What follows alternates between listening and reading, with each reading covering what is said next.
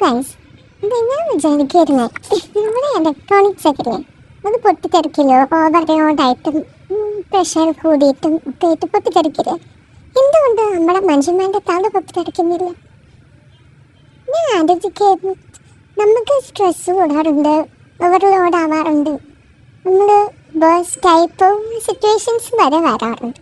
പക്ഷെ എന്തുകൊണ്ട് നമ്മുടെ തല പൊട്ടിത്തെറിക്കുന്നില്ല? നമുക്ക് അതിന് പകരം anxiety, panic attack, depression, stress, പിന്നെ നമ്മുടെ പല പ്രശ്നങ്ങളുണ്ടാവും നമ്മുടെ ശരീരത്തിൽ.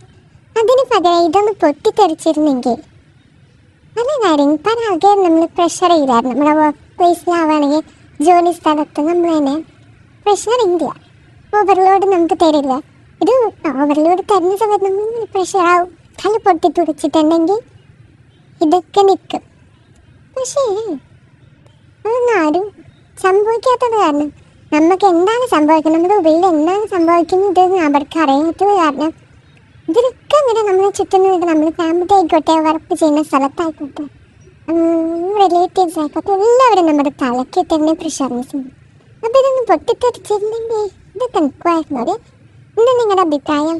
കമൻറ്റ് ചെയ്യുക.